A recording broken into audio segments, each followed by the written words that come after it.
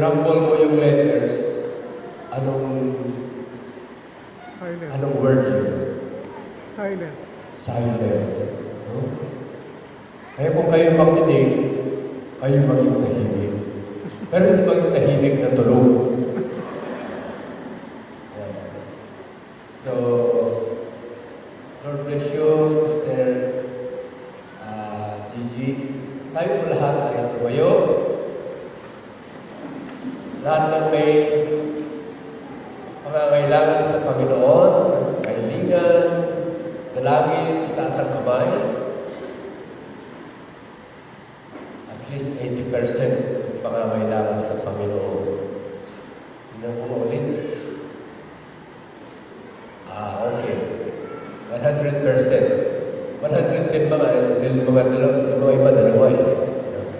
Okay. Tayo manalangin.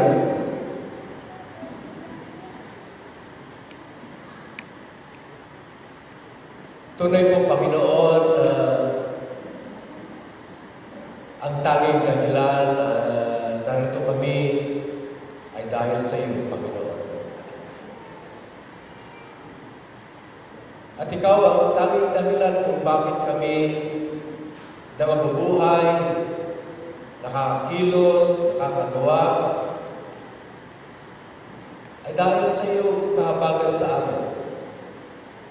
Sapagkat patuloy kang nagbibigay sa amin ng buhay, hininga, at lahat ng mga bagay. Kaya sa iyo naman kami gumagawa. Sa iyo naman kami nagtitipon. Sa iyo naman kami kumikilos, Lord Jesus. Sa iyo kami nangabubuhay. At natutupad ang sinasabi ng Bible, to live is Christ, and to die is gain. Ang mabuhay para sa iyo, Panginoong Jesucristo, ay wala pong kalugihan. Pawang pakinabang ang aming nakakamit. Kaya kami, Panginoon, ay lubusan nag-all for Jesus. At tinalaga namin ang aming lahat sa iyo. Kaya Panginoon, we are representing not only ourselves, but even those who have committed their all to you. They may not be here, but they may be all around the world. Kalakip din sila sa aming mga panalangin, Lord Jesus.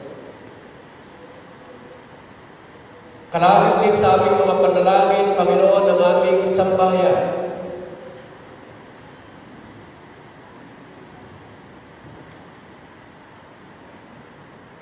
Na kung kami, Panginoon, ay nagtatalaga ng aming lahat sa iyo.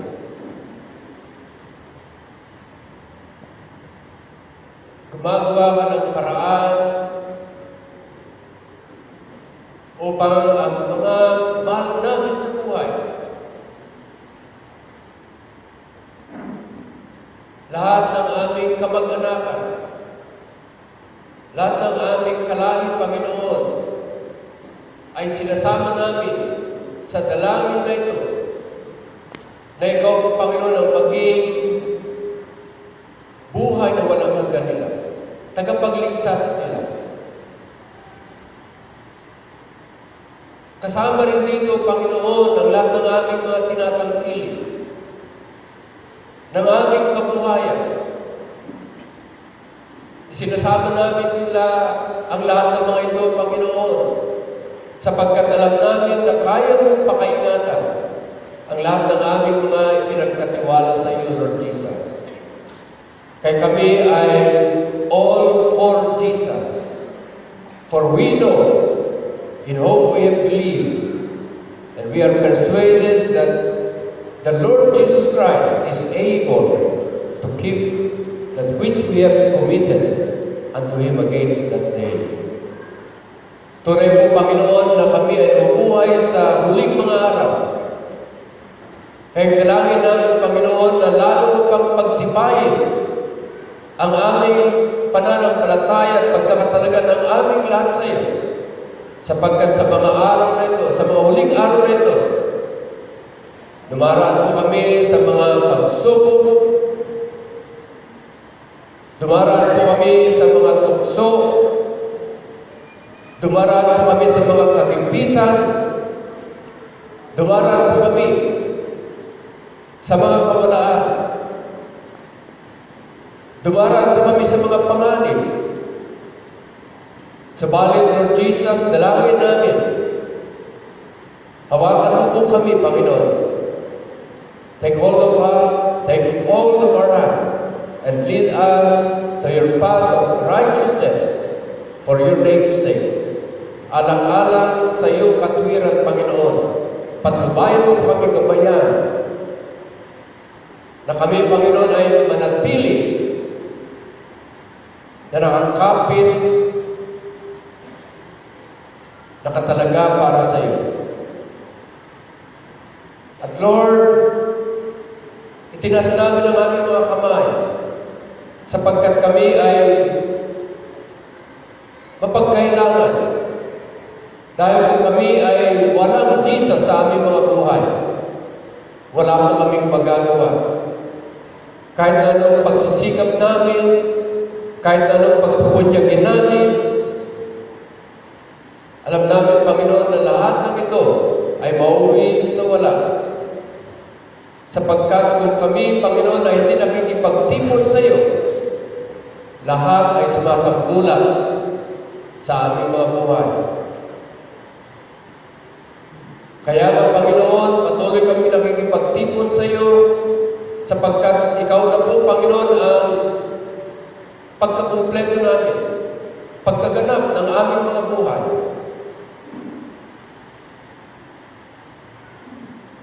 Ikaw po ang teros sa buhay ng bawat isa sa atin.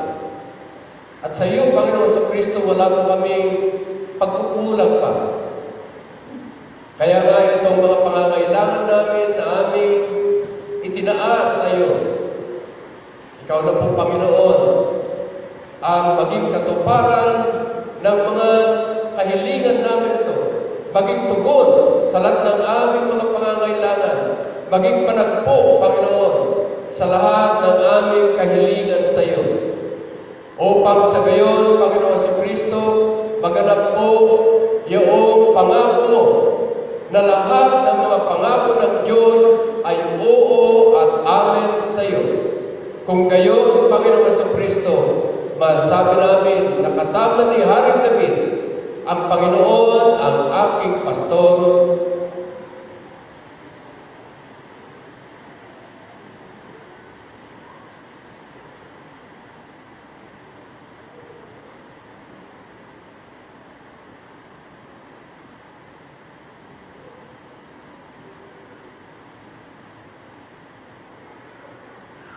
Hindi ako magkukulang. Maraming salamat po, Lord Jesus. Sa iyo ang lahat ng papuri, sa iyo ang lahat ng walhati, sa iyo ang lahat ng pasasalamat. Glory to Jesus. At ang bawat sa atin ay magsabi ng Amen and Amen.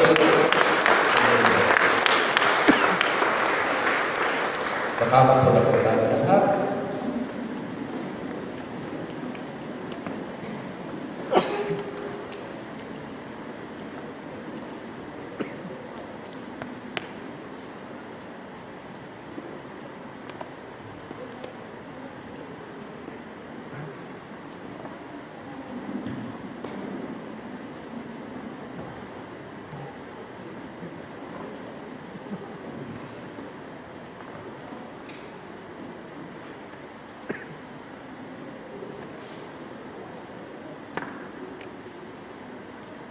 Ang ating pag-aaral ngayon ay naroon sa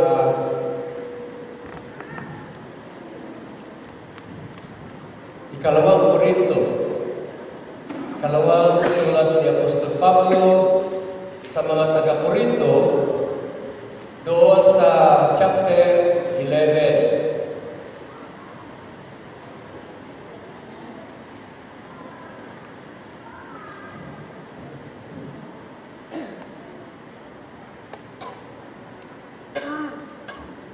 And I'll read. Una, basahin ko sa salitang Ingles. Would that ye could bear with me in a little foolishness, but indeed you do bear with me. For I am jealous over you with a godly jealousy. For I espoused you to one husband, that I might present you as a pure virgin to Christ. But I fear, lest by any means, as the serpent beguiled Eve in his craftiness, your mind should be corrupted from the simplicity and the purity that is toward Christ. For if he that cometh preacheth another Jesus, whom we did not preach, or if you receive a different spirit, which ye did not receive, or a different gospel, which ye did not accept, you do well to bear with him.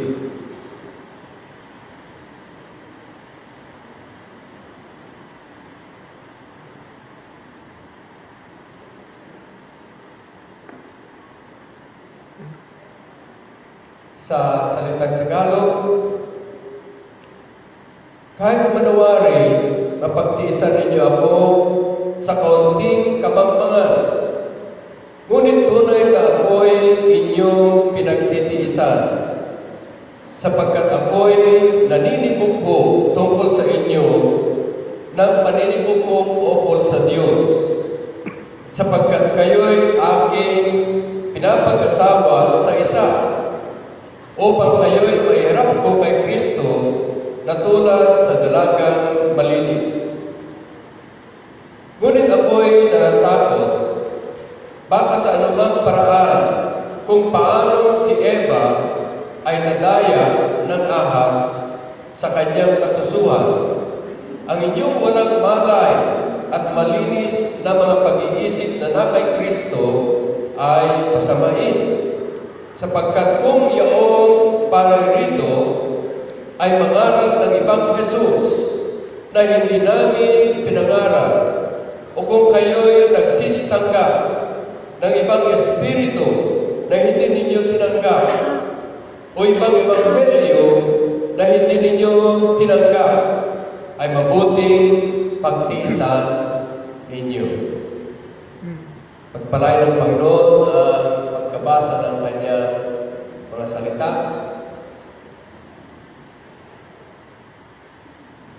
Itong addressing ng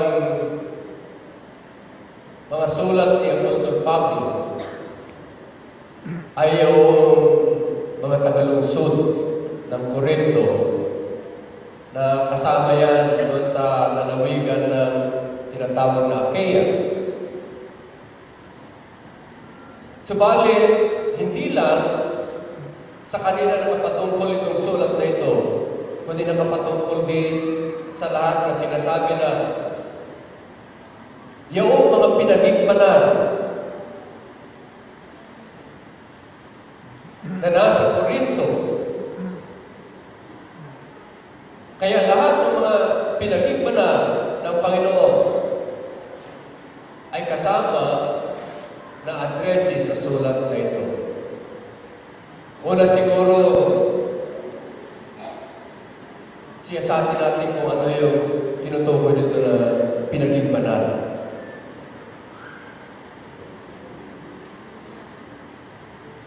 Tayo, wala tayong sariling kabanalan. Kaya lamang tayo pinagigmanan, dati walang kabanalan, subalit pinagigmanan ng Panginoong Jesucristo. Sapagkat lahat ng umalis doon sa kasalanan at tumuloy ng ilakip ang kanilang buhay sa Panginoong Jesucristo upang buong katapatan na tumalima sa ating Panginoon Jesucristo. Ito yung mga tinatawag na mga kabilang sa iglesia. Kabilang sa church. Hindi yung building, kundi yung binubuo ng mga mananampalataya na katawan ng ating Panginoong Jesucristo. Kaya silang pinaging banal sapagkat umalis sila sa masama, dumako sila sa kabanalan ng Panginoong Jesucristo. Yung mga iba, baka nag-aakala dahil napakabait ko, bawat linggo nagsisimba ko, kaya ako'y banal. Sabi ni Apostol Pablo, yung ating nire-recite, not having a righteousness of my own. Wala akong sariling katwiran. Hindi ako nabubuhay, naging matuwid dahil sa aking mga ginagawa ng mabuting bagay. No? Kundi ako ay nagiging matuwid sapagkat ako ay sumampalataya ng lubusan na sa Panginoong Jesucristo.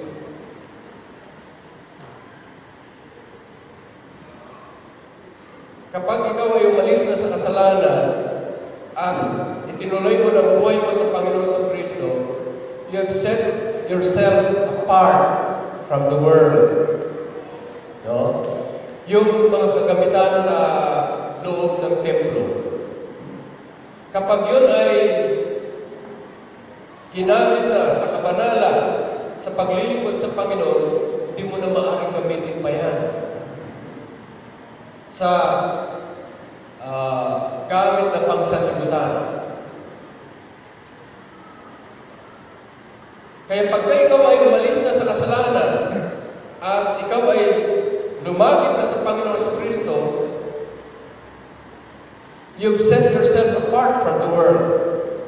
Hindi ka na maaaring maging kasangkapan para sa sanlibutan. Hindi ka na maaaring mabuhay pa sa paraan ng sanlibutan, kundi ikaw ay mabubuhay para lamang sa ating Panginoon Jesucristo. Then you've been set apart for the Lord Jesus Christ. Yun, ikaw ay nagiging banal in that sense. Doon sa chapter 1 ng 1 Corinthians, yung unang sulat ng Apostol Pablo, dinedefine doon to the church of God which is in Corinth, sanctified in Christ Jesus, pinaging banal sapagkat sila ay nakay Kristo. Called to be saints, tinawag sa pagpapaging banal. Kaya kung tinawag ka, aalis ka sa kasalanan. Dahil sabi ng Panginoon, hindi ako nagparito para sa mga matuwid, kundi tawagin ang mga makasalanan tungo sa pagsisisi. Pagsisisi, magbabago ng iyong kaisipan, dati kaaway ka ni Kristo, ngayon, ikaw ay hindi na kaaway ni Kristo, kundi lakip ka na kay Kristo. Hindi ka na yung tinatawag ni Jesus na, he who is not with me is against me. Ikaw na ay kabahagi ng ating Panginoong Jesucristo. In that sense, ikaw ay o pinaging banal. You're called to be a saint. Siya nga pala,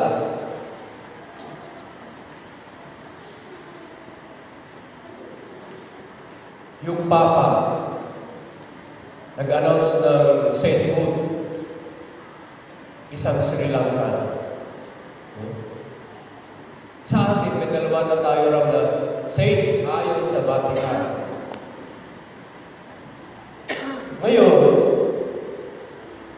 kung hindi ka kabilang yan sa pagiging saint, hindi ka makakarating sa langit, sa piling ng Panginoon.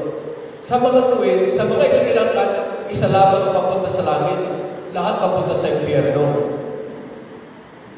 Chinek ko yung population ng Sri Lanka, 20 million.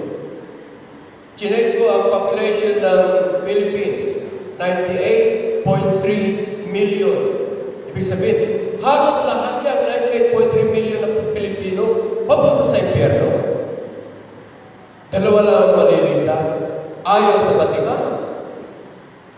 Payag ba kayo yan? Silence means yes. Payag ba kayo yan? No amen. No amen. No?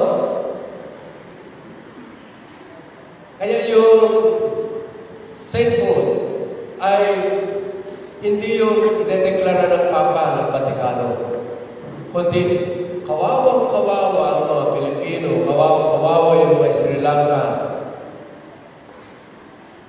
Lahat papunta sa impyerno. Subalit, sabi nila, 80% daw ng mga Pilipino Kristiyano. Subalit, anong definition nila ng pagka-Kristiyano? Dahil dito,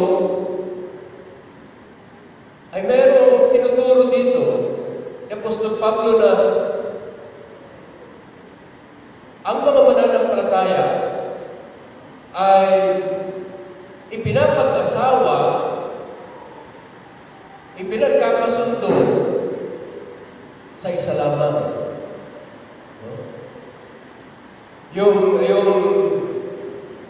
Ito ngayon, binabago ngayon ng mga nasa sanlibutan.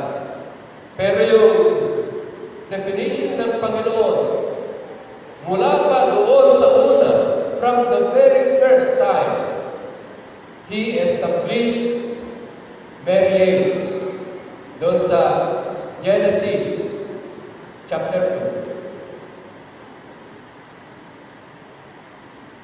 2. Yung pag-aasawa ay isang lalaki para sa isang babae. Isang babae para sa isang lalaki. Yung mag-asawa na yan ay sa anumang paraan ay hindi maaaring paghiwalayin ng sinuman habang nabubuhay silang dalawa. Sila ay nakalaan para sa isa't isa. Yan yung betrothal sa Bible, no? Sabi ni Apostol Pablo, I have exposed you to one husband. Bakit ganun pananalita ni Apostol Pablo? Yung church, yung relasyon ng ugnayan ng church at doon sa Panginoong Jesucristo ay isinasalarawan sa Bible na parang ugnayan ng mag-asawa, no? Mag-asawang lalaki at yung asawa niya babae. Na kung paano ang Panginoong Jesucristo ay siyang asawang lalaki ng iglesia na siyang asawang babae. At itong Panginoong Jesucristo ay kanyang iniibig itong iglesia na ito. Kung paano ang Panginoong Jesucristo iniibig niya ang iglesia, gayon din ang pag-ibig ng asawang lalaki doon sa pag-ibig ay sa kanyang asawang babae.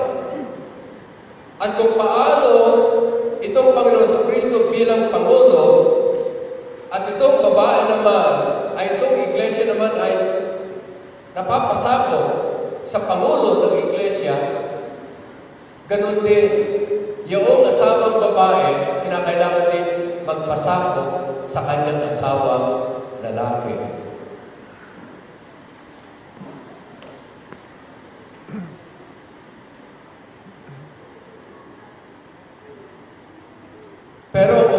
nila ay isa sa isa.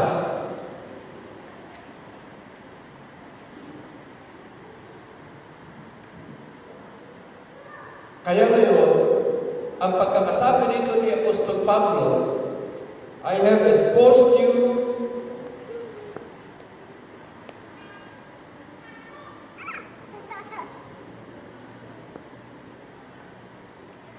for I am jealous over you with a godly jealousy, for I have exposed you to one husband. Exposed you to one husband. So, kung basahin niyo ang relasyon ng mag-asawa sa New Testament, yung babae para sa isang asawang lalaki, isang lalaki para sa isang asawang babae. Yan ay sa New Testament. Pagdating doon sa Old Testament, doon sa aklat ni Propeta Hosea, sabi ng Panginoon kay Propeta Hosea, Hosea, kumuha ka yung patutot, pakasalan mo. Yung pangalan ng patutot si Gomer. Hosea, pakasalan mo si Gomer. Si Gomer, isang babaeng patutot, merong masamang nakaraan, merong siyang masamang buhay, patapon na buhay.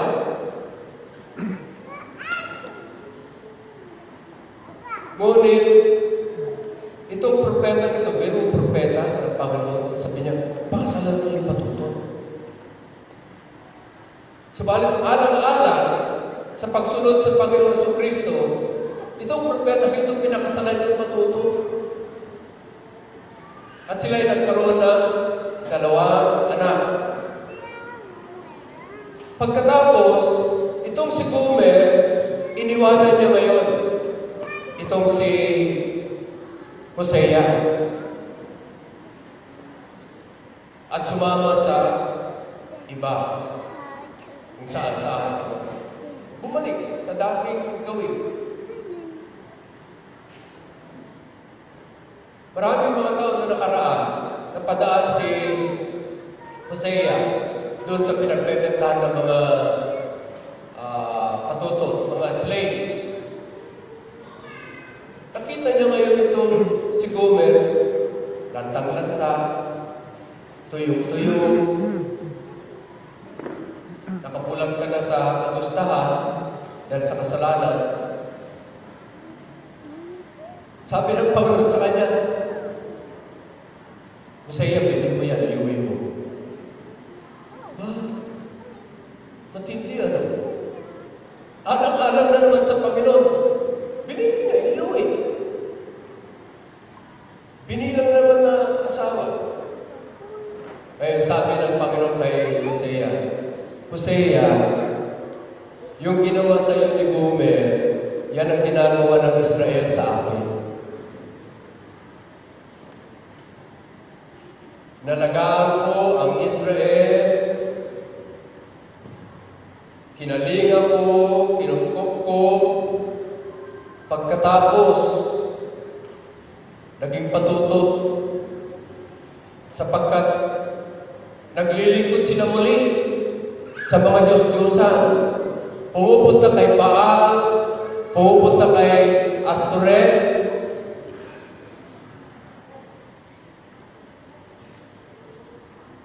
naglilingkod kay Molek.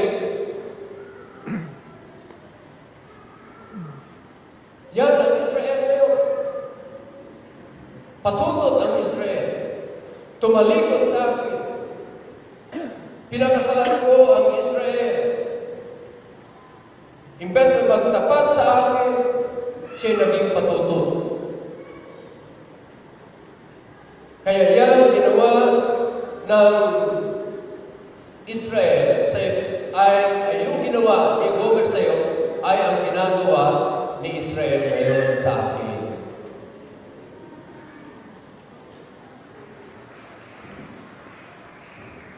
Ano kaya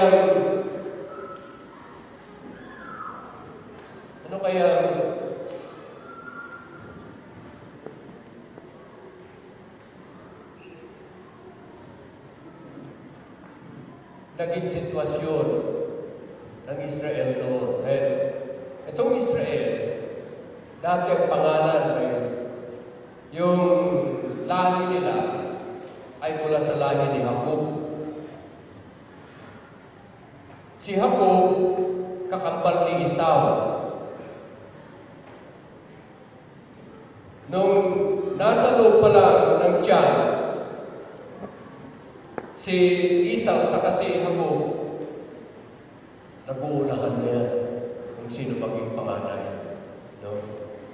Kaya nung unang lalabas si Esau, hinawakan ni Jacob dahil gusto niyang siya ang mauna.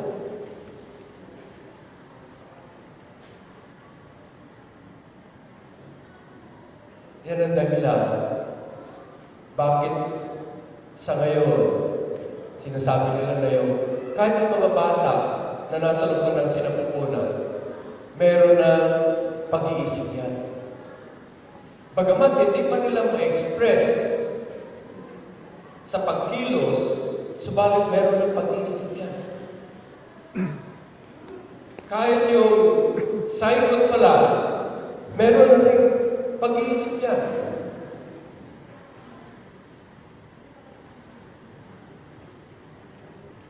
Hindi tayo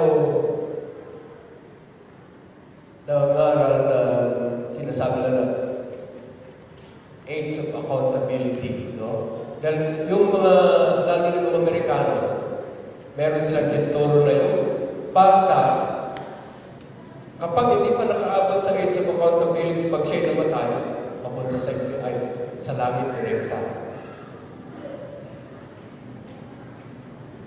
Pero yung bata, kahit nasa loob na, meron ng will, meron ng determination niya. Meron ng pagpapay, meron ng pagsadya. At habang nasa loob pa lang ng loob, nasa loob pa lang ng tiyan, kahit sa pagkabuo pa lang yan, sinasabi na yan ay nasa lahi ni Adan, nasa lahi ng pagkakasala, ay sabi ni David, doon pa lang sa loob ng tiyan, siya na ay binuo sa pagkakasala. In sin did my mother conceive me. Sa mga tuwid, kahit nasa loob pa lang ng tiyan, meron ng determination niya. A determination ng selfishness. And this was manifested in the life of Jacob. Dahil gusto na siyang panganay at gusto niya siyang magmana ng ipapamana ng kanyang amang si Isaac. Kaya nga nung nagutom si Esau, no? Tuso ito si Jacob. No? Sige, papakainin kita ng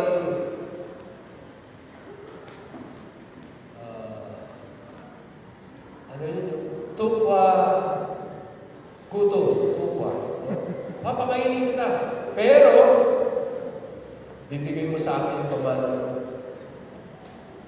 Kaya nung magpapamana si Isaac, ang ginawa ni Jacob, naglagay siya ng mabalahibo dito sa kanyang kamay.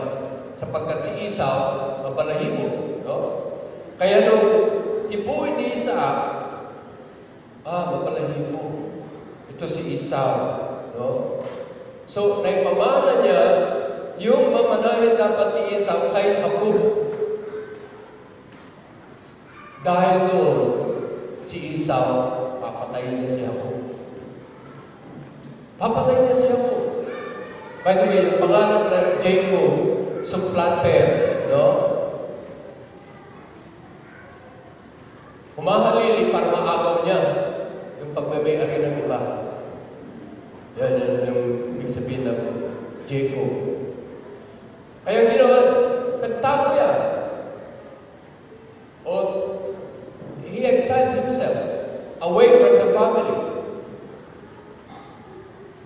Hindi na niya makita ang kanyang pamilya. Minsan,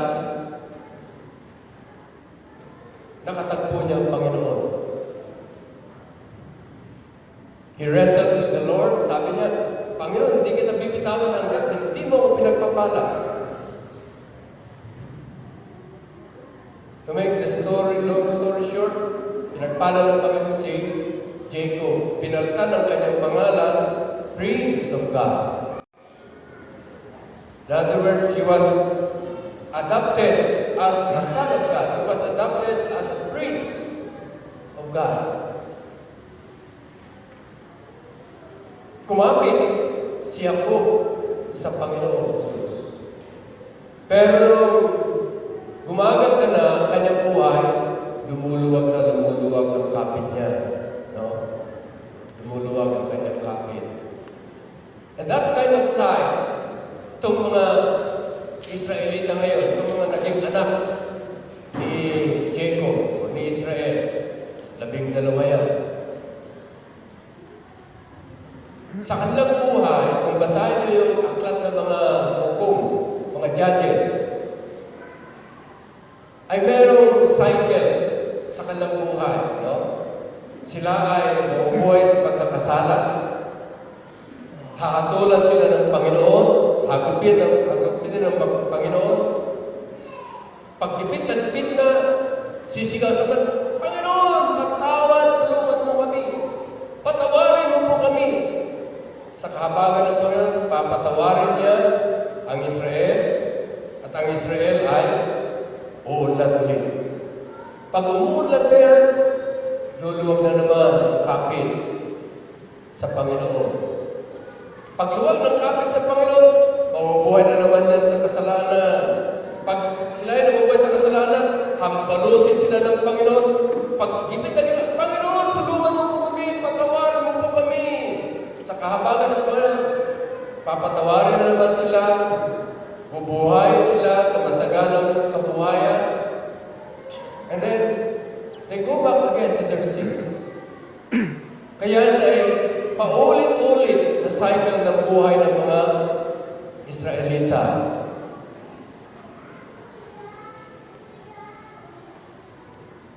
Hindi nagiging tapat sa Panginoon Jesucristo.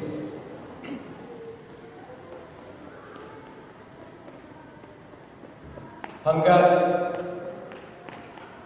yung northern kingdom of Israel was taken captive by the Assyrians, yung katimugan na kalahati ng Israel, yung kingdom of Judah, ito naman ay natapon sa Babylonia.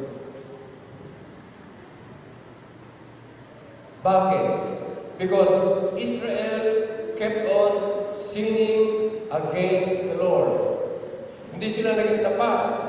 They were exposed to one husband.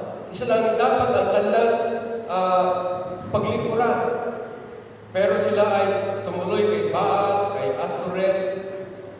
Pinagtaksilan nila ang ating Panginoong Jesucristo. At yan ang ginagawa ng Israel sa Panginoon. Subalit ang Panginoon, kahit lantang-lantang na ang Israel, binili pa rin niya. Hinalo pa rin niya ang Israel. Yan ang ginagawa ng Panginoon Jesucristo sa atin. Sinasabi ng Bible, He came unto His own, but His own received Him not. Oo naman na, John 1:10. He was in the world, and the world was made by Him, but the world knew Him not. Itong sanlibutan na ito ay pagmamay-ari ng Panginoon sa Kristo. On 3 counts, siyang may anak, siyang tinakdan at tagapagmana, siya ang tagatubos sa sanlibutan na ito. He was in the world, and the world was made by Him, but the world knew Him not. He came unto His own. Itong sa lipunan na ito, pagmeme-ari niya.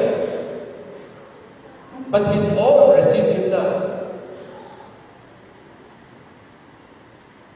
But as many as those who received Him, to them gave He the right to become the sons of God, even to those who believe in His name.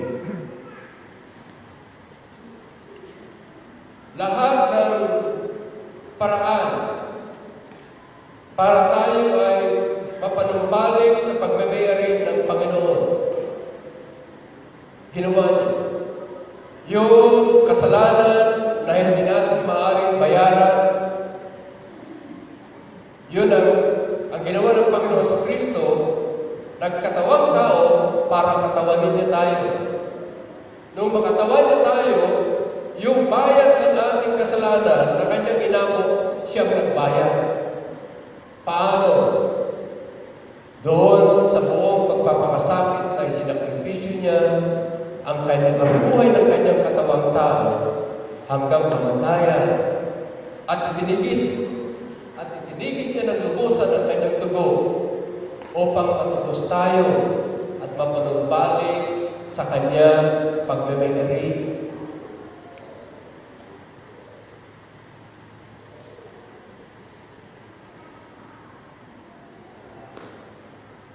Yan yung ginawa ng Panginoon sa Kristo. No? Suwain na sanlibutan, pero tinubos muli ng ating Panginoon sa Kristo.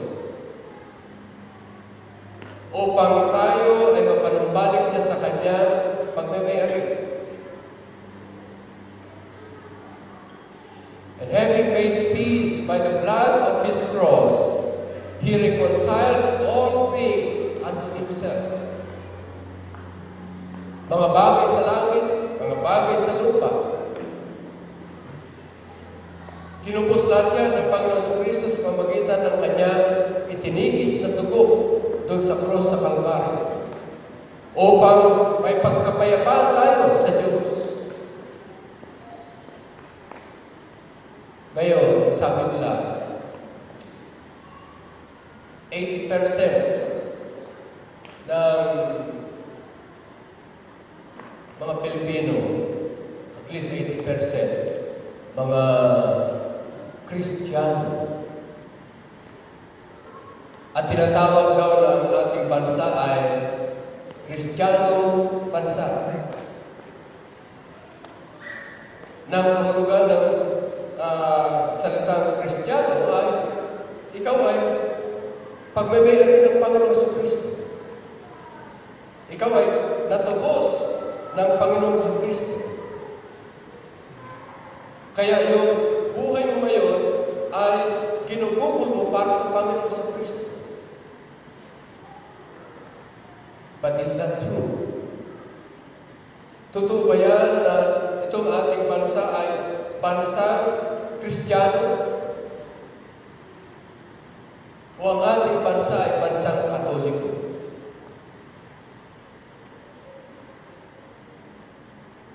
Dahil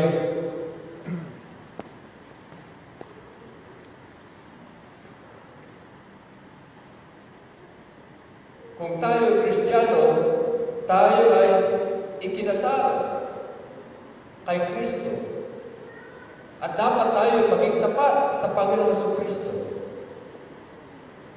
Subalit, sa Pilipinas, meron kang marinig, aba, Ginoong Maria. Yung babae naging Ginoo.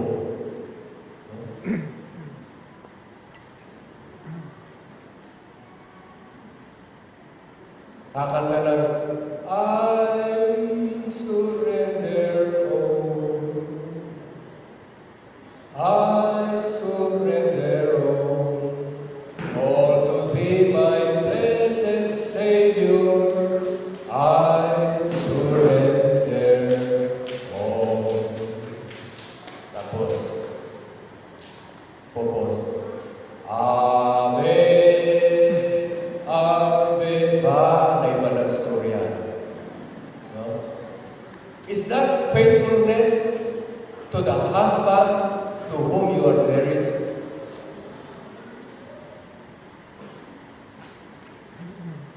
Harap-harapan.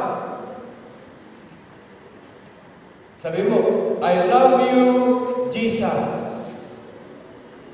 Pero mahal ko rin si Nana Maria.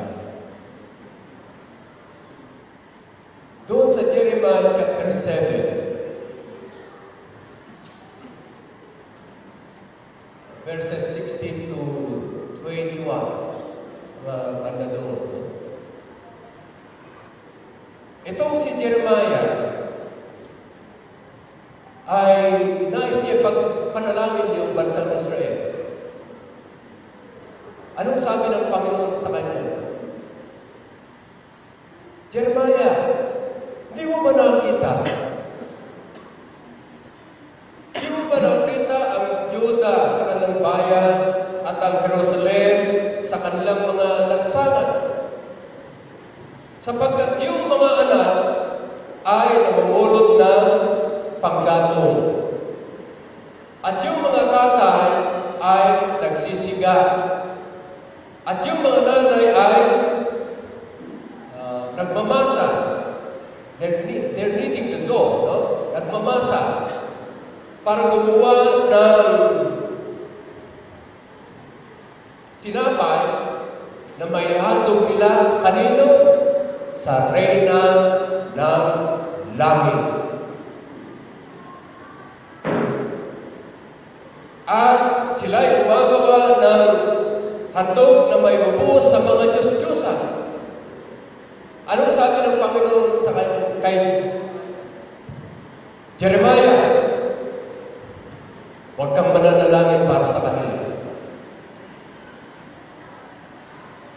Huwag kang mamamagitan para sa kanila, sapagkat hindi kita diringin.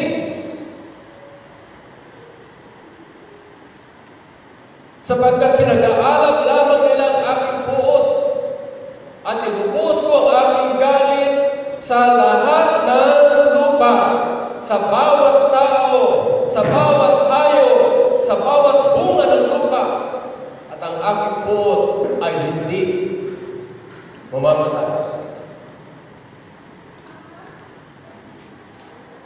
Noong panahon ni Jeremiah, laganap na yung reyna ng langit.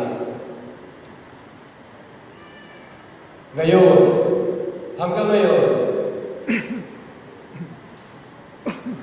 laganap pa rin. I was reading the proceedings of the Second Vatican Council. Kahapon na yun. Ang tawag nila kay Maria, kay Nana Maria, at alam ko hindi papayag si Nana Maria dyan. Ang tawag nila kay Maria, the Mother of the Church. Kailan nagkaroon ng Mother of the Church?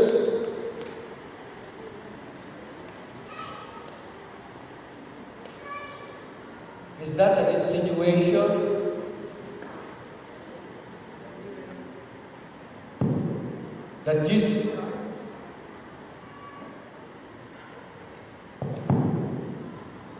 That Jesus Christ is mothered by Mary because Jesus Christ is the head of the church.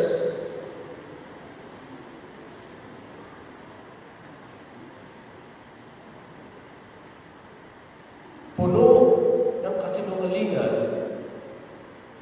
ang mga aral ng Papa at ng mga Katolikong pari.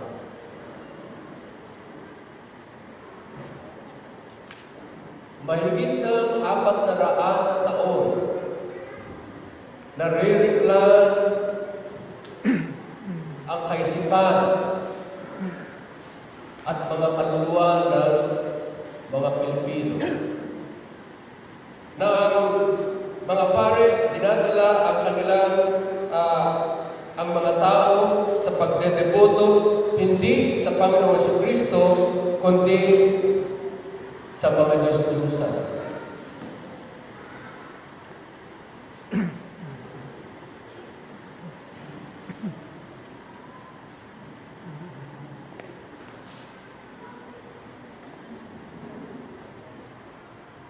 Maya-maya, yung mga Pilipino naman, mag-aama namin.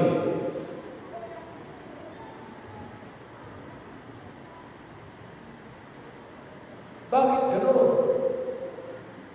Nawala na yung debosyon sa Panginoon Jesucristo. Just to one husband. Not to two husbands. Not to three husbands. But we have been exposed to one husband. Sino yung one husband na yun? Ang Panginoon Jesucristo. We were not exposed to God the Father. We were not exposed to God the Holy Spirit. Sapagkat itong mga pare, nilalago nila yung commitment ng mga tao. Hindi nila dinidefine kung ano ang commitment ng Father. Ano yung commitment ng Father? Lahat ay tipunin kanino? Sa Anak. Having made known unto us the mystery of His will, which He has purposed in Himself, according to the good pleasure which He has purposed in Himself, that in the dispensation of the fullness of times, He might gather in one all things in heaven, whether they are things in heaven or things on earth.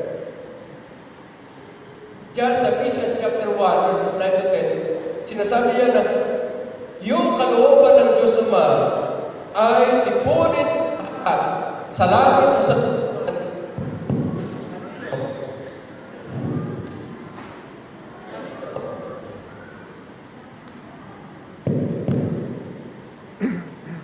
ang pagtitipunan ng lahat ng magpag ay ang Panginoong Jesucristo.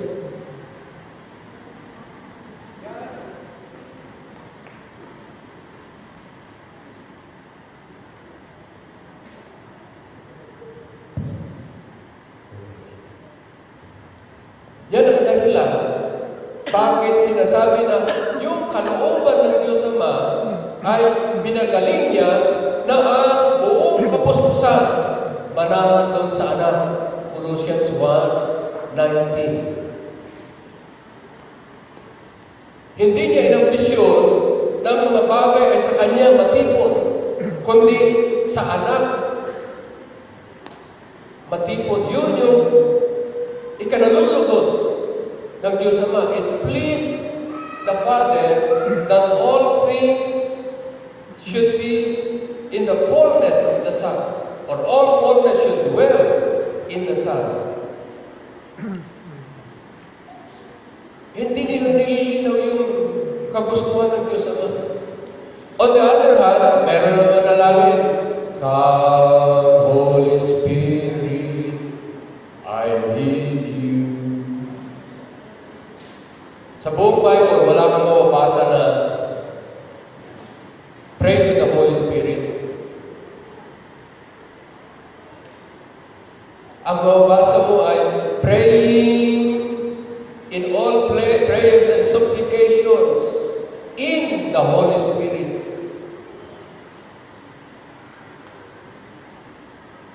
Kung gusto mong ikaw ay nakapaloob sa banal na Espiritu, ang gawin mo lamang ay tanggapin ang Panginoong Jesucristo.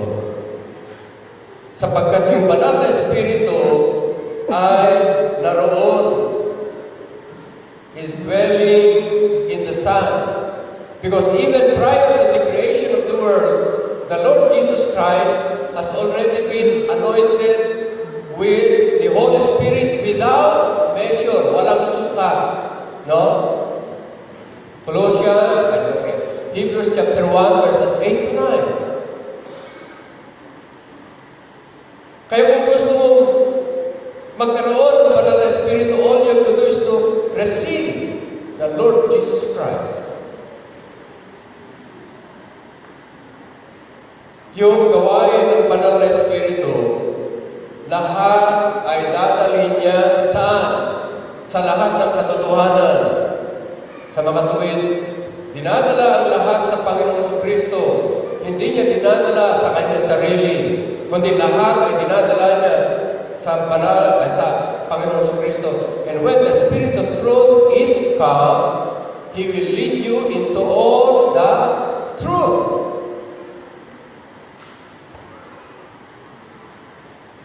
He shall not speak of himself, but whatsoever he shall hear, that shall he speak. He shall receive of mine, and he shall show it unto you. Sabi ng Panginoong Kristo.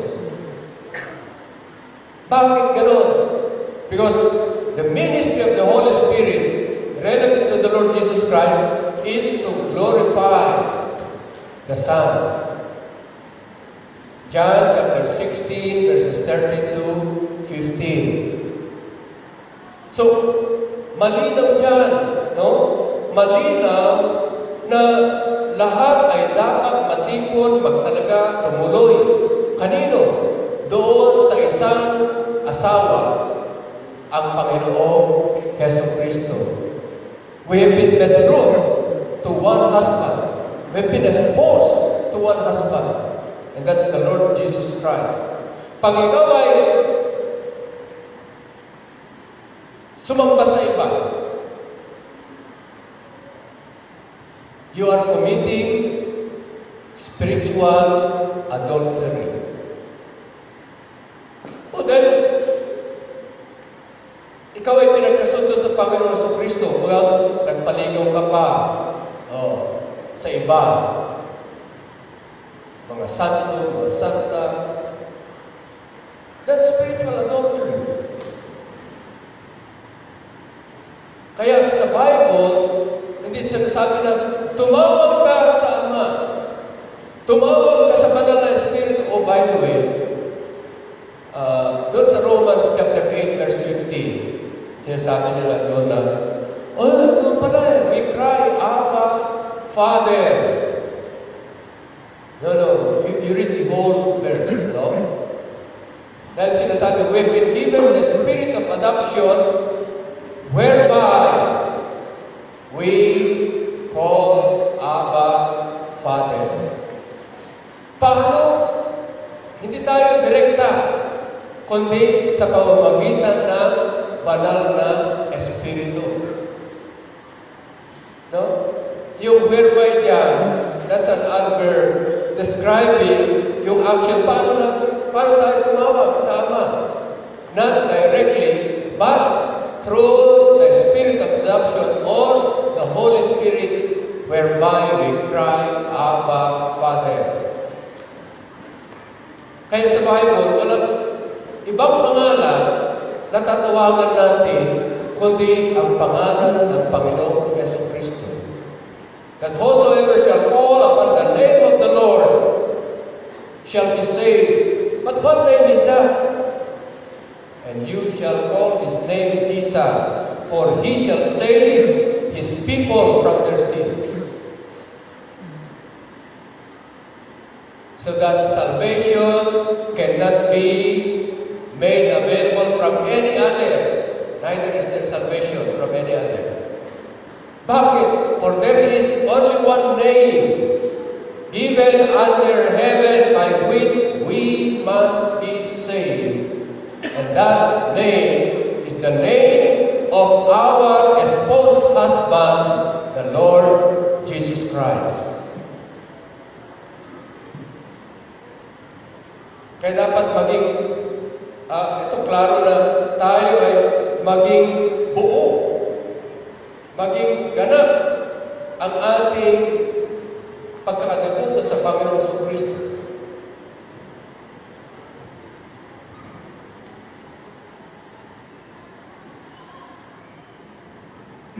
Alam niyo, ugali mo ng mag-monitor ng lindol dahil nandiyan kami sa Marikina Fort. Ugali mo na mag-monitor ng bagyo sapagkat pag kami sabay-sabay magsipilyo, nagbabaha na sa amin.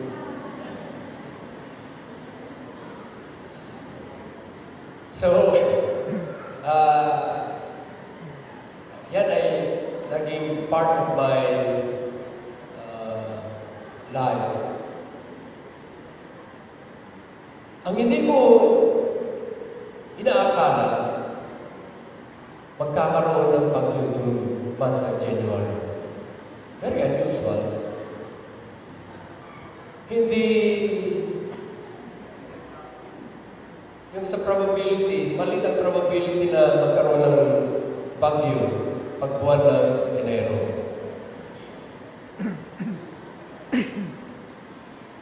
Nandun pa lang sa banda ng Chok, Yap Islands, meron na namumuo doon. Tapos nalaman ko, si Papa, darating pala, 16, 17, 18, aalis ng 19. Tinadadya ko, timing. Mukhang magkakasalubong si Papa. Tapos, later on, tinawag na Ama. No? So, yung sa Italian lang, Papa. Yung sa Tagalog, Ama. No? Magkakasalubong si Papa at si Ama. No?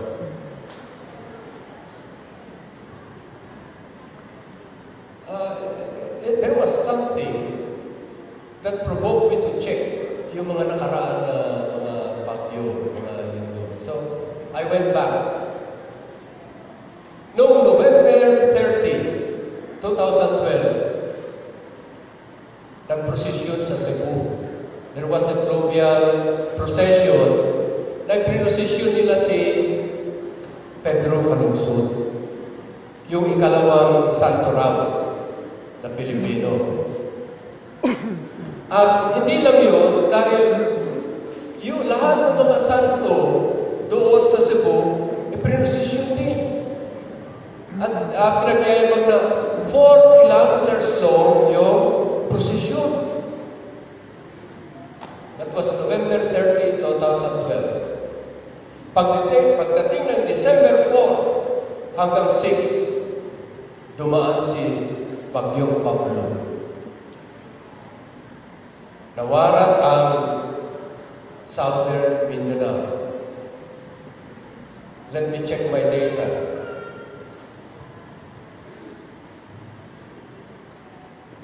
$1,900 people were dead. 6.2 million people affected or displaced. 15 October 2013. Ito yung dineclare na Muslim holiday, Al-Hajj. At 8:12 in the morning, a very strong earthquake jolted Bohol and Cebu. 7.2.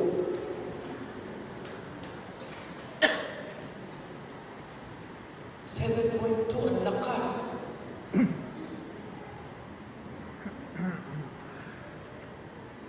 Ang consideration doon sa magnitude scale, no? Ito ay very strong. Ito yung adjectival description ng lakas. Very strong, hindi lang strong. No?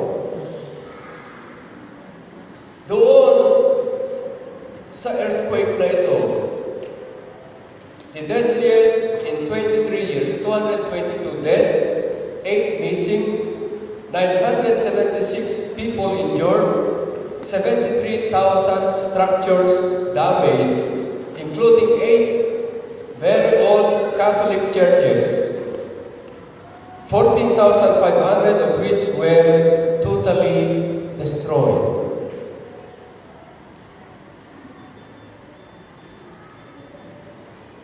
Pagdating ng November 8, 2013, Typhoon Yolanda made a landfall. Yung speed ng kanyang hangin ay yung 1 minute sustained winds, 315 kilometers per hour.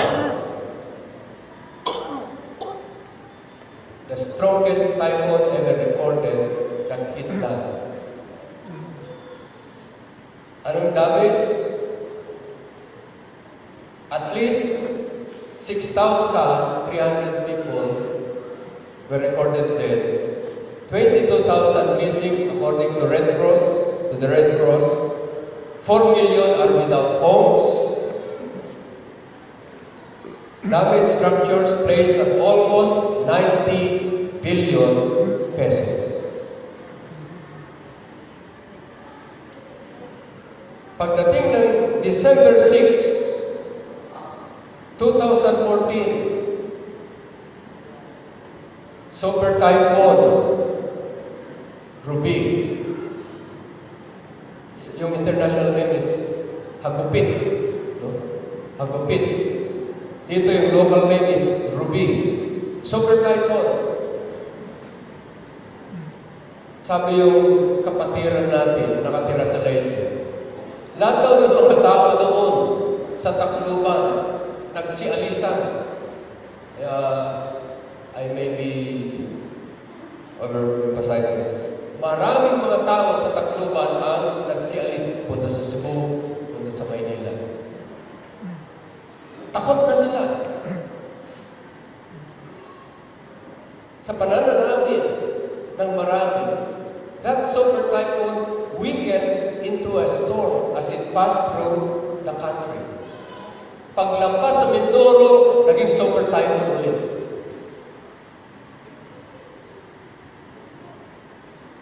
That was 6 December 2014.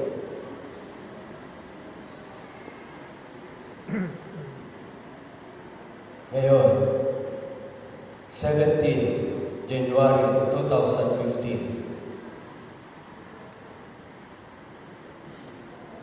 Dumating ang Papa. Dumating din si Amang.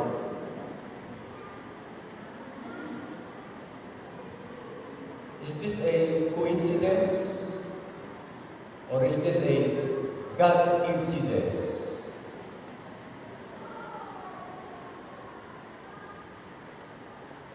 Can we read the signs of the times?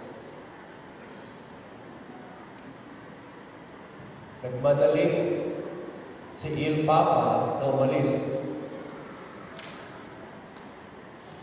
Yung dapat niyang i-deliver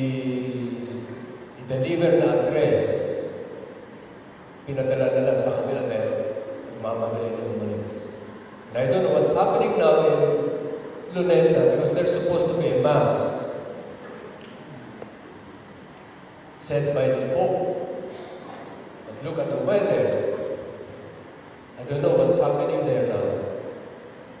Can we read the times of the times of the seasons? Hindi ba natin nabasa sa mga pangyayari na kapag ang bansang Pilipinas ay naging taksil sa lawahan kay Jesus, meron mga tumarating na kalamidad. Yung mga Pharisees noon, yung mga scribes, sabi na kay Jesus, bigyan mo kami ng tanda, give us a sign. Sabi ni Jesus, kayo mga hipokrito.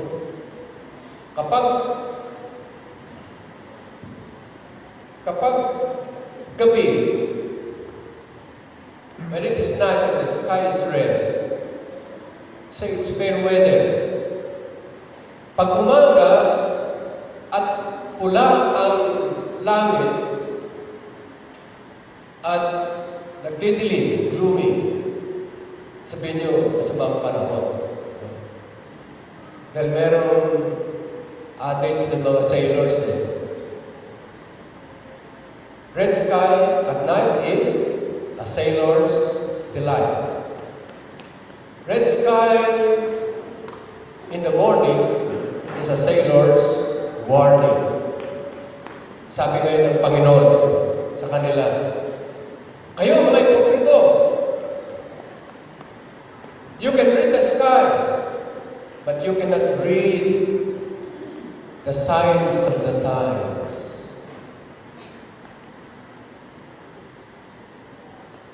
Ang Panginoon nag-uusap sa atin sa pamamagitan mga natural occurrences. Because some people may say, natural yan kasi we live in the ring of fire. Talagang lilindulin tayo. We are fronting the Pacific Ocean where typhoons are spawned. Oh, ito yan. But the Lord Jesus Christ would make use of natural events to speak to us. Ano sinasabi? For the wrath of God is revealed from heaven against all ungodliness, against men who hold the truth in unrighteousness. Kapag yung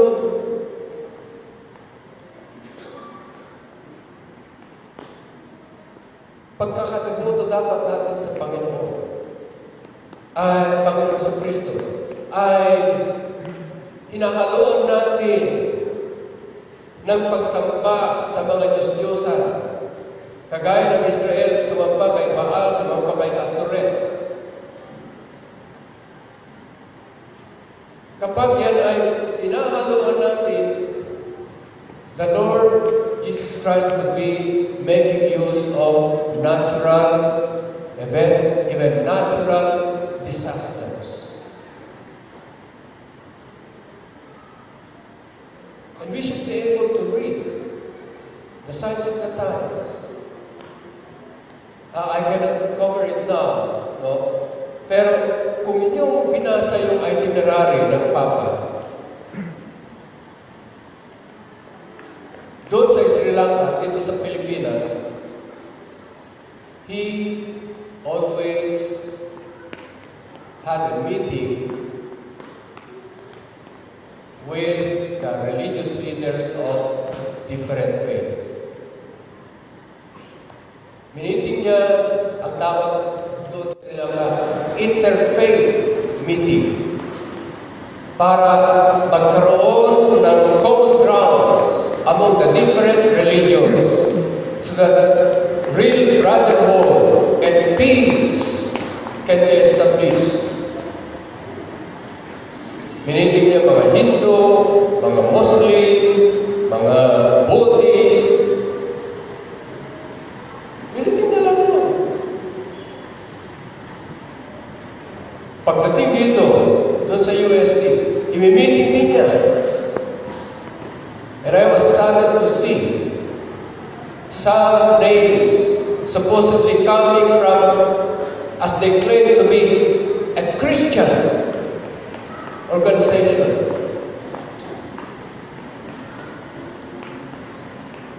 Narinig ko sa radyo, bakit? So I had to check the listings of the names that will be attending the meeting with the Pope. Yung chairman ng Philippine Bible Society, yung chairman ng board ng Philippine Council of Evangelical Churches.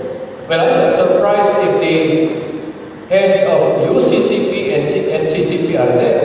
Dahil ito, mga liberal talaga, patapon yan. But why is this happening? Wala akong sinasabi tungkol sa Papa sa ngayon. No? Subalit, I'm very much afraid that all these events are leading to what? To what we call one world religion, leading towards the one world government that will be run by the Antichrist. Sa mga tuwid, malapit na ang end of the last days. Malapit na.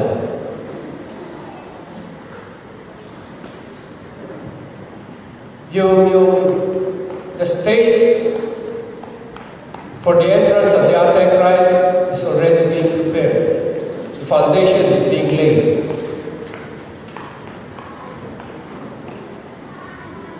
And I hope I'll be able to talk about the ecumenical movement, the dangers of the ecumenical movement.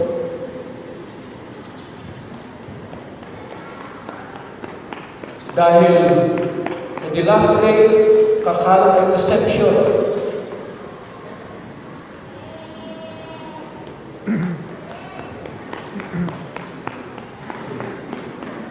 Matindi ang deception that even the saved will be in the danger of being deceived.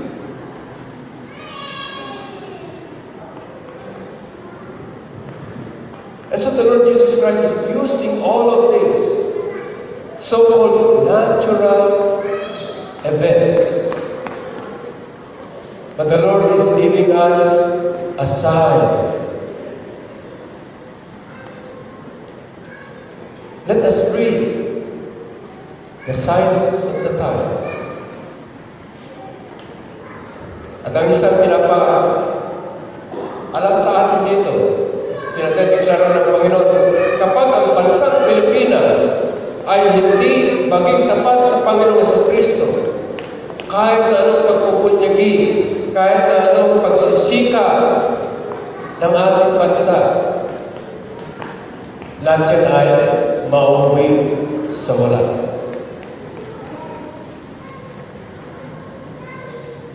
Kahit paulit-ulitin natin sabihin yung sinasabi, he who is not with me is against me. And he who is against me scatters abroad.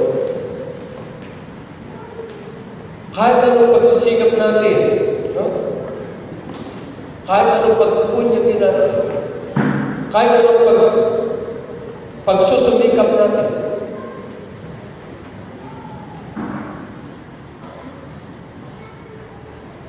sabihin ng Panginoon, huwag mo silang panalangin, hindi kita dirinig. Paano ngayon tayo mo for Jesus? Paano? Anong gagawin natin?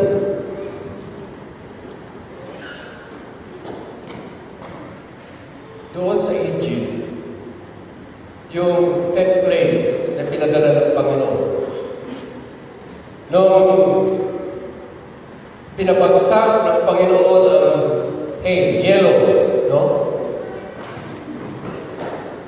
Sa lupain ng Egypto, doon sa Goshen, hindi pinabagsak ng Panginoon doon. Nung pinagdilim ang Egypto, doon sa dako ng mga Israelita, hindi nagdilim. Nung sinalot ng Panginoon ang pagkahan ng Egypto, yung mga baka ng mga Israelita, ng bayan ng Panginoon, hindi nasalot. Nung dinalo ng Panginoon ang mga panganay ng Egyptyo, yung mga panganay ng mga Israelita, mga anak, mga hayop, hindi namatay.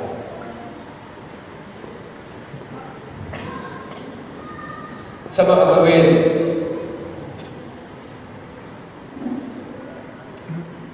kapag ikaw ay na kay Jesus, ikaw ay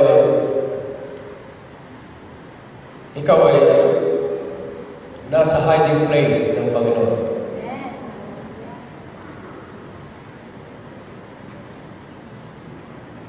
Siya yung ating mataas na muog, hindi tayo lubhang makikilos.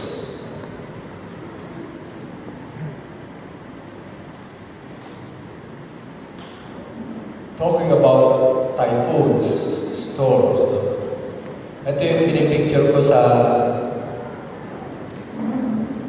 pinagsasagunan ko nung last week.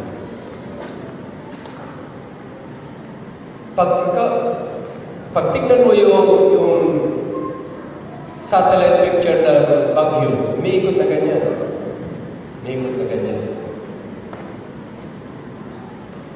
Pero kapag malakas yung bagyo, meron makita na there's an open space in the middle.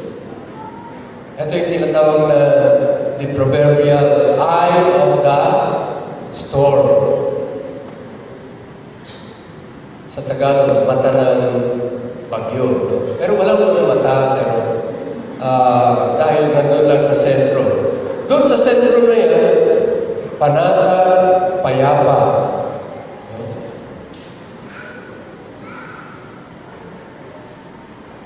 Tayo na buhay sa daigdig na puno ng merong hailstorm, merong dark storm,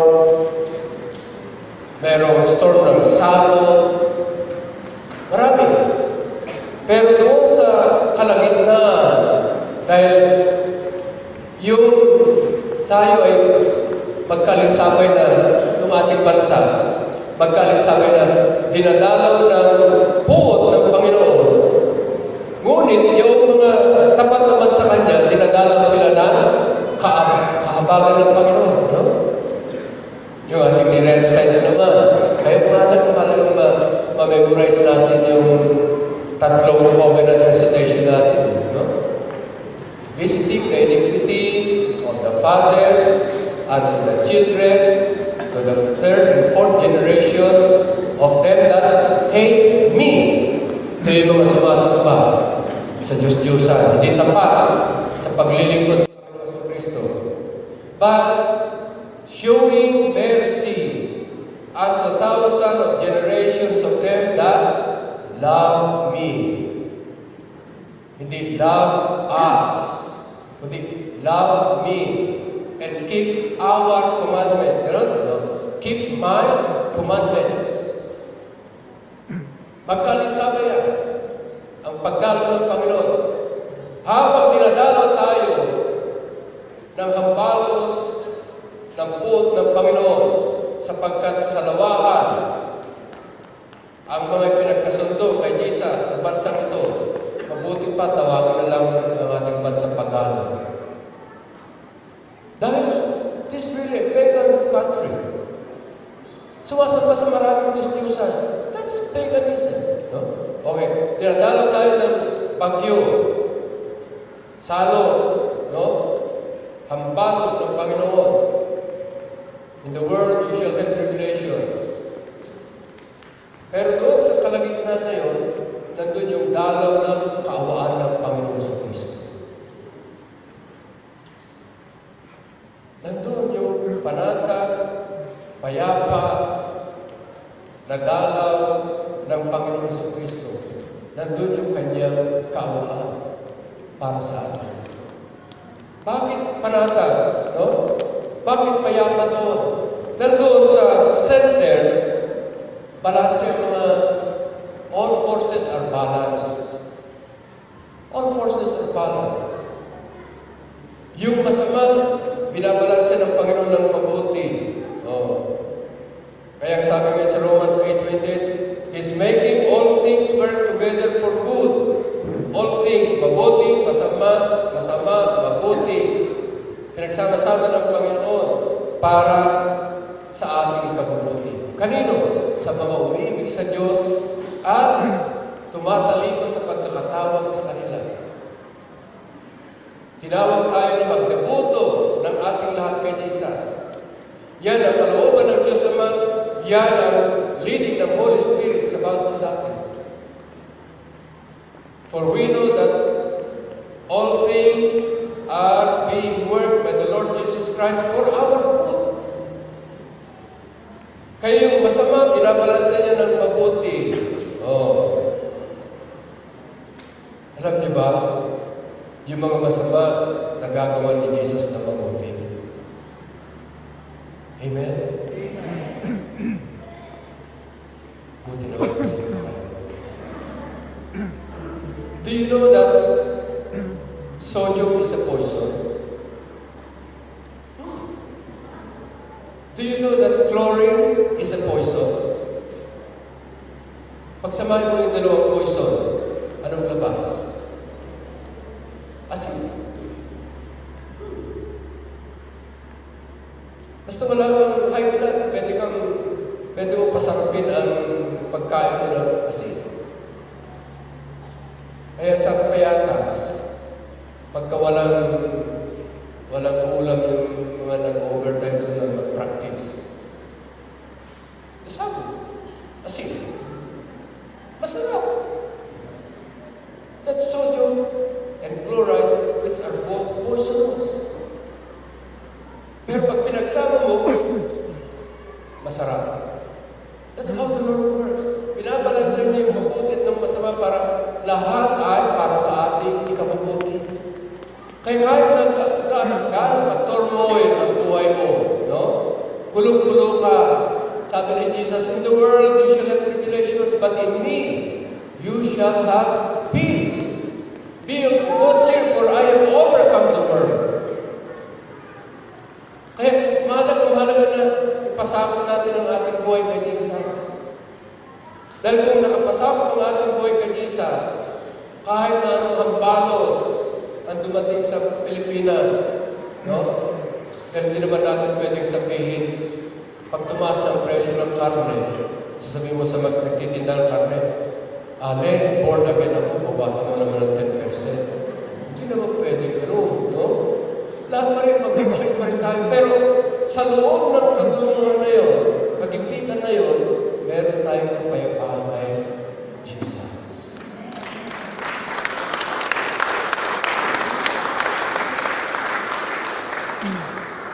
That's the proverbial.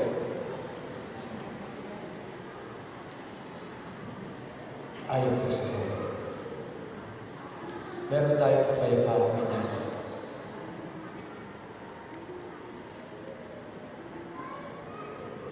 Pero, hindi naman natin pwede, o sige, masarap na dito kay Jesus, paalan ng Pilipinas na ganyan.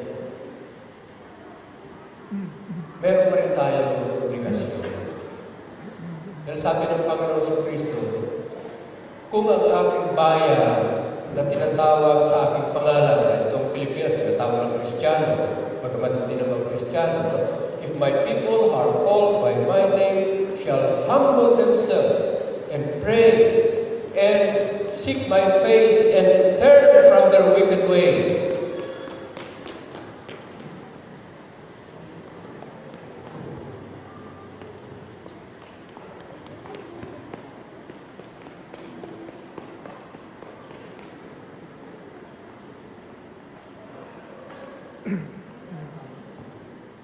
Kakaroon lamang ng revival ng ating bansa kung meron pagsisisi. Merong pananalangin. Merong pagpapakumbaba sa atin. At bigyan natin ng kaluguran ng ating Panginoon sa Kristo. Because when you seek His face, no? Hinahanap mo, tinitignan mo yung mukha ng Panginoon. Pagka ang Panginoon nakasibangot sa iyo, when you read the signs of the times and you see the face of the Lord displeased, tingnan mo na yan. Huwag mo na ipagpatuloy kasalanan mo. Pero kapag nakita mo ang Panginoon, He is very much pleased, no? Pagpatuloy mo yan. That's how to seek the face of the Lord. Lahat ng ikalulugod ng Panginoon, gawin mo. Bigyan mo ng kalwalatian ng Panginoon sa Kristo. Kapag ginawa natin yan, ang sabi ng Panginoon, then will I hear from heaven. Sabi niya kay Jeremiah, huwag kang manalangin, Jeremiah, hindi kita papakinggan. Dahil yung mga anak na mamulot ng panggatong, yung mga ama gumagawa ng siga, yung mga nanay nagmamasa para gumawa ng tinapay na ihandog sa reyna ng langit. At sila'y gumawa ng handog na ibubuhos para sa mga Diyos-Diyosan. Hindi ka napapakinggan. But when we humble ourselves,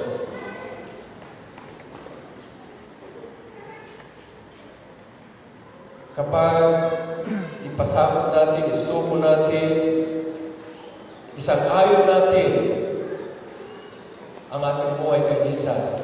That's bowing our knees to the Lord. At papayag natin na siya yung Panginoon ng lahat, na siya ang dapat nating tawagan, siya ang dapat nating pagdebosyonan.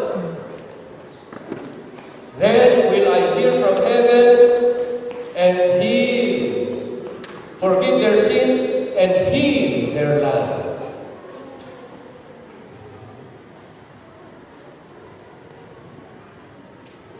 Oo, mahalaga na dapat tayo maging tapat sa ating Panginoon sa Kristo. That's the only way to be able to bring revival into this country.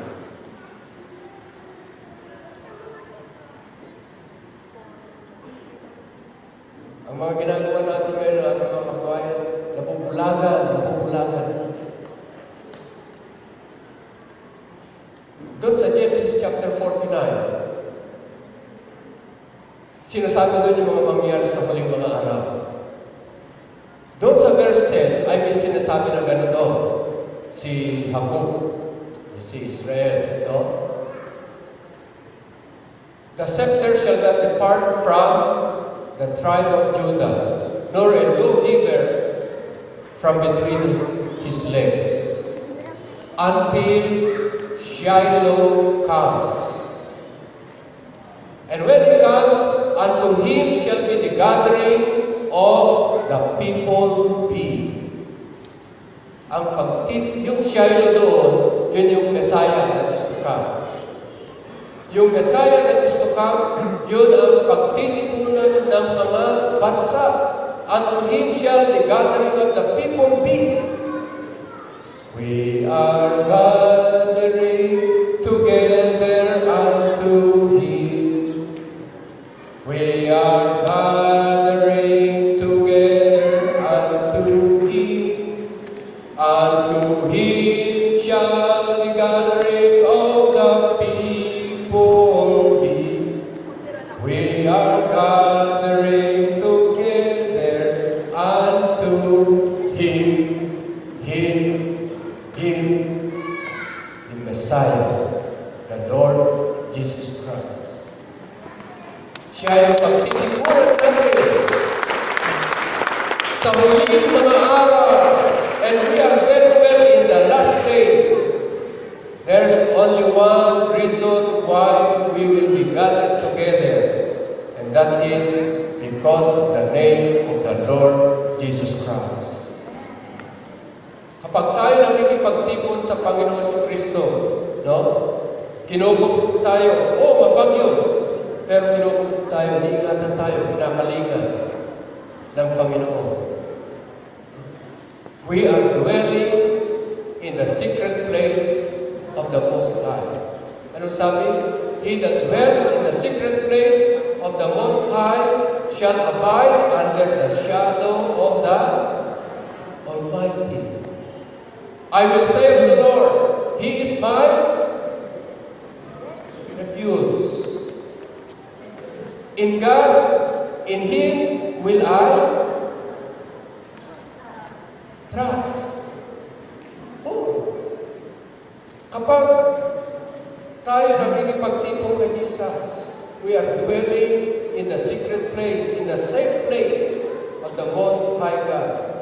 We will be abiding under the shadow of the Almighty, sa ilalim ng pakpak ng pagkalinga at pagkukop ng ating Panginoon Jesucristo. And we can truly say with David, surely goodness and mercy shall follow me all the days of my life.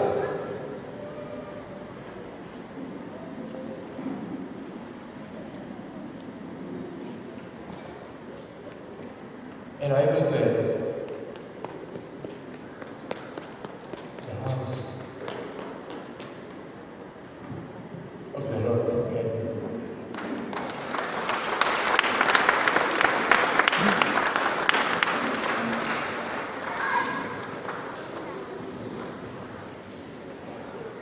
tayo lahat ay ibuko.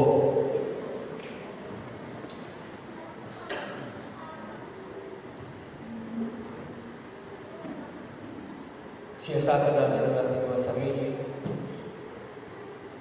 Kung tayo na ba ay naging tapat at patuloy na nagtatupad sa ating Panginoong Jesucristo.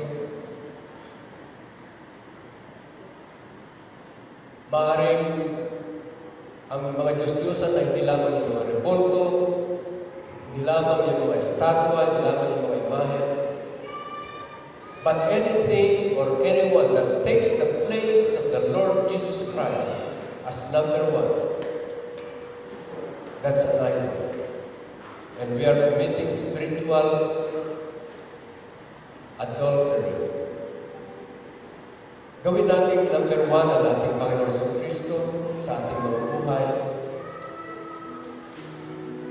At tayo mabuhay lamang para sa Kanya. At natitiyak ko, as sure as I am standing here, the Lord Jesus Christ will be our high tower. He will set our feet upon the rock that is higher than us. He will be our refuge. He will be our shield. He will be our exceedingly great reward.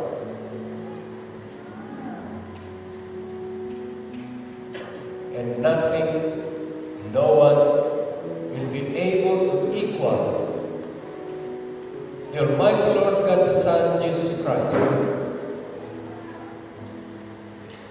Kaya talaga natin ang ating lahat sa Kanya. There's nothing to lose but everything to gain. And our gain will be out of this world, even unto eternity. Tayo manalangin.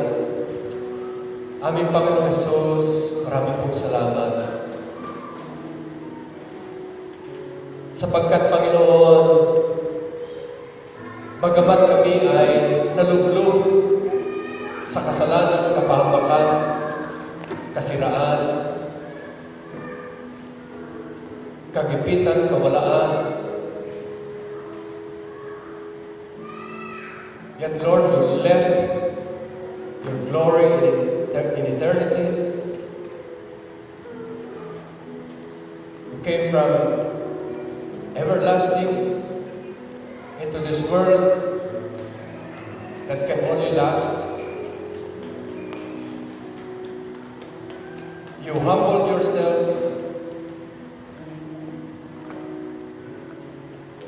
You took our place. You suffered and died for us according to the Scriptures. You were buried. But on the third day, you rose again according to the Scriptures. And that if you believe this gospel, you said, Lord, you will be our resurrection and you will be our life. That even though we may die, yet shall we live, because you are our eternal life. Panginoon, maraming pong salamat sa mga pangako ng Diyos na aming patuloy na tinatamasa sa pamamagitan ng Panginoon. Sapagkat sa iyong pagparito, sinabi mo na ikaw ay nagparito upang kami magkaroon ng buhay at ng higit na kasaganan nito. Kaya Panginoon, nagpapasalamat po kami sapagkat sa aming buong katapatan na pakikiisa sa iyo bilang ikaw po ay naipagkasundunan sa amin. Hindi mo kami pababayaan, hindi mo kami iwanan. For you gave your all for us. And so, Lord, we are also giving our all for you. And that if you died loving us, we shall also love you by living a life for you. All this we pray in Jesus' name. Amen.